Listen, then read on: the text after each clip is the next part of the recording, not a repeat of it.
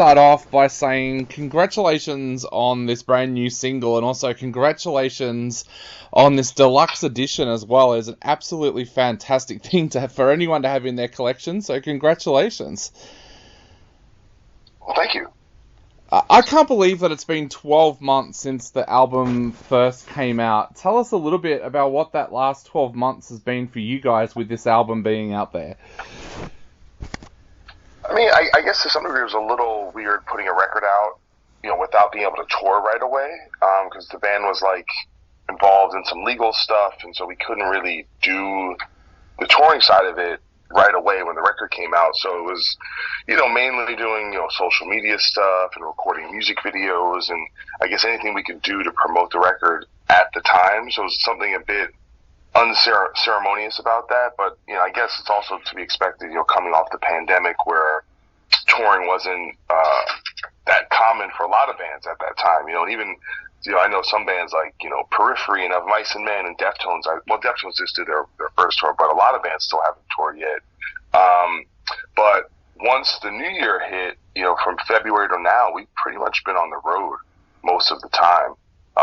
So it's really been about kind of communicating these songs in a live setting, trying to, I don't know, something about that in the flesh experience is a way of connecting those songs to the live experience and connecting the people is, I don't know, that's seals the deal for me in terms of when you create a record and get out there and you get a real sense of how the music is making impact with people. And it's been great. We've been lucky to get some really, really fantastic tours and play in front of a lot of people. And so that's been really the main focus. But yeah, we've been working this record. I feel like, cause it's been out a year, but it was done quite a while before that. And it's, I think we're definitely gotten a lot of mileage out of the record. Definitely. You mentioned about the pandemic and how nobody was really touring because everybody was locked up in their homes in some countries like we were here. What was that like for you the first night that you got to go back out onto the road and do a show? That must have been a fairly special moment. It was really emotional, because I think, there's always that little voice in your head, that little doubting voice that questions whether you can even do something. And then when you kind of get over that hump and it goes well, and there's so much kind of, I think it was an expression collectively as a band of we're back, we're here, we're alive, we're doing the thing. It was a really special night because it was in Anaheim. It was the first night of the Kill the Noise tour with Papa Roach and Hollywood Undead, and we had all our friends out and our ladies and stuff, and it was really special, and we got a lot of great feedback. People were really excited, so it was a big benchmark for us. Yeah, you mentioned about doing a lot of things on social media at that time as well, and that was important for a lot of people out there who were in lockdowns and things like that, especially for their mental health. Was that something that you guys were aware of, that your fans were really suffering with some of the things that were going on around the world at that time? Well, we were, one of the things we did during the pandemic was start a Patreon page, and we were doing a lot of live streams and really connecting with it was kind of a small group of people, part of the fan base, but it was a really impactful time because I think we were all kind of utilizing the technology to, in a way, kind of have a catharsis for just everything we were going through, right? That was this collective trauma that globally I think people were experiencing, and we had to figure out ways to stay in touch with each other and still find human experiences when we weren't able to kind of do that in a physical space.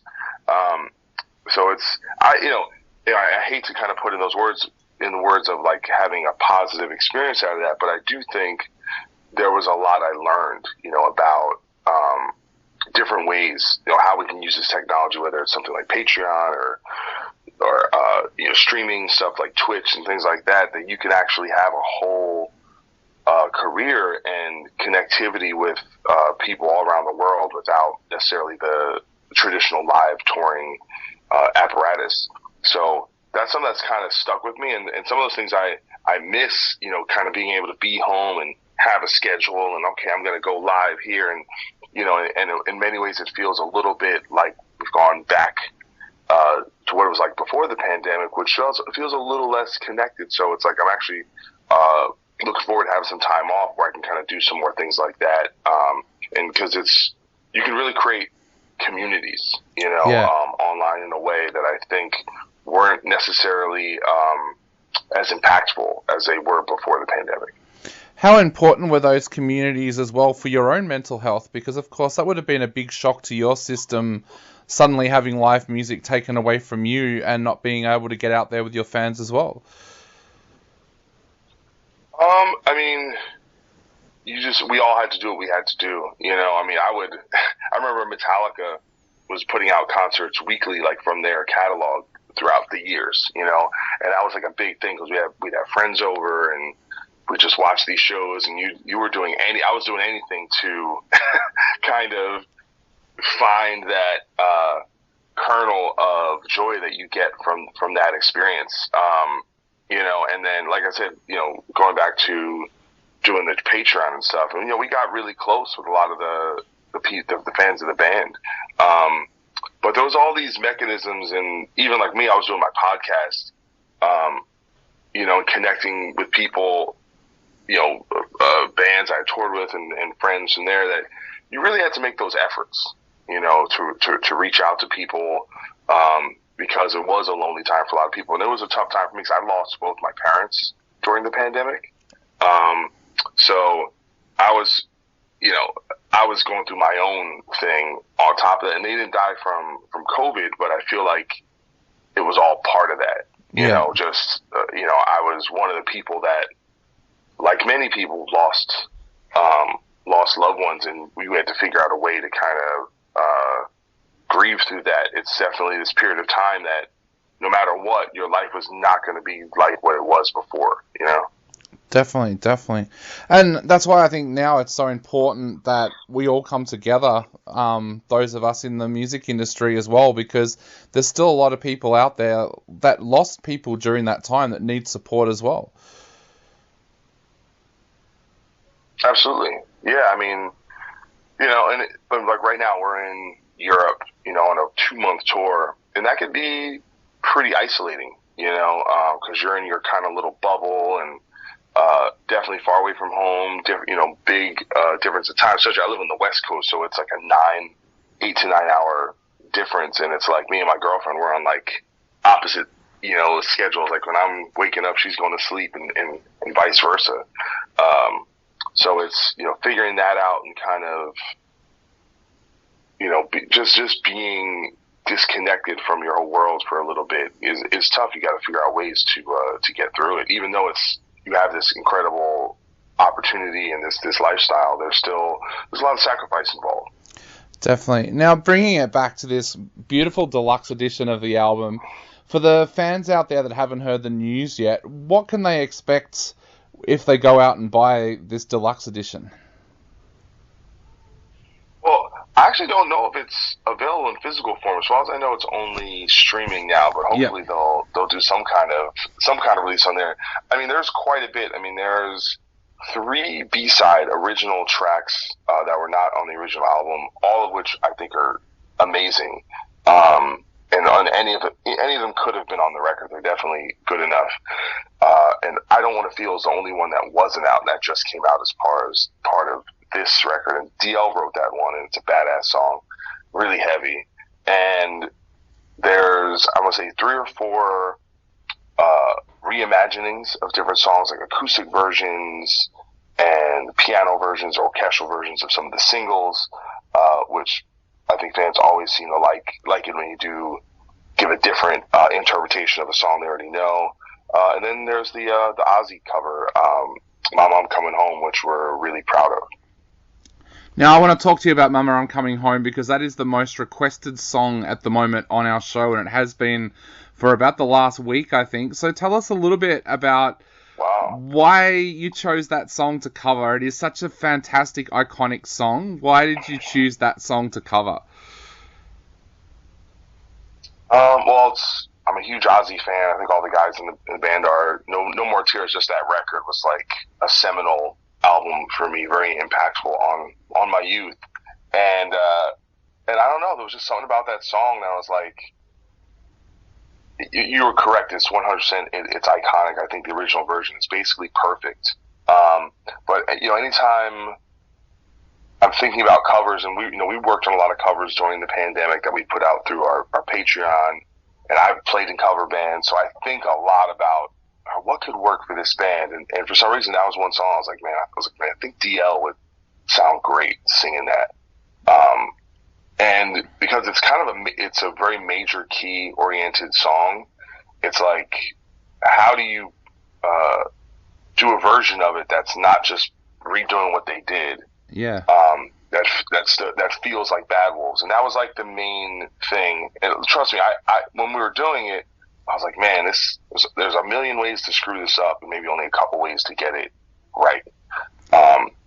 So basically, what we tried to do was do something where we did not mimic musically what was happening in the original too much. There's a couple spots, but for the most part, we're bringing a flair as if we were writing the song. Like, what would we do?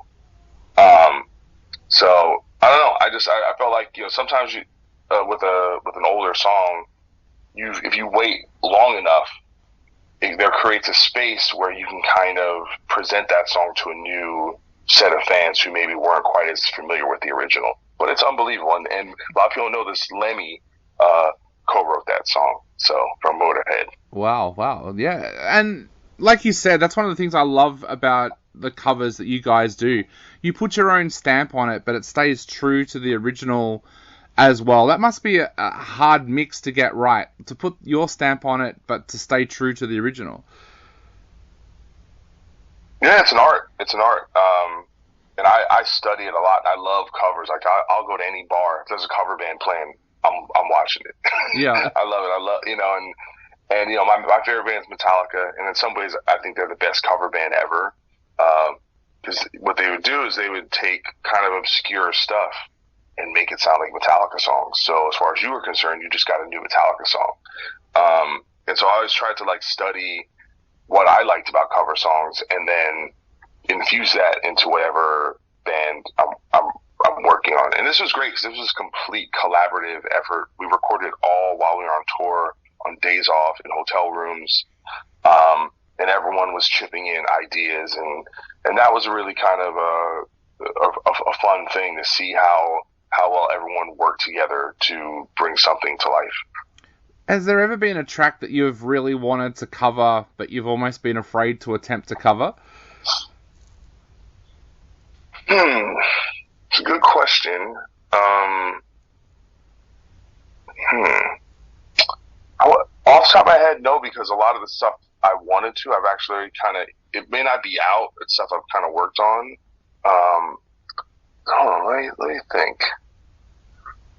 I want to say it's good. Well, actually, I would say not really afraid to cover. It's just a matter of the right time or the right project. One is "Given to Me" by Michael Jackson. Yep. It's a song from Dangerous that Slash played on. Yeah. And I think it's just a really cool dark rock song that I think could play well. And then the other one is "She's Calling Me" by Bad Brains. Okay. That I think, I don't know, it almost sounds like a modern emo band or something like that, or pop punk band could do. But I could see that it's a song that's a lot of people don't know, that's obscure but has a really great kind of pop sensibility. So that's how I always try and find things that have this kernel of something that, like I said, you wouldn't necessarily think a band like us would do Michael Jackson or Bad Brains, but and I don't even know if we will, but I just like finding things that maybe no one else is thinking of. Yeah.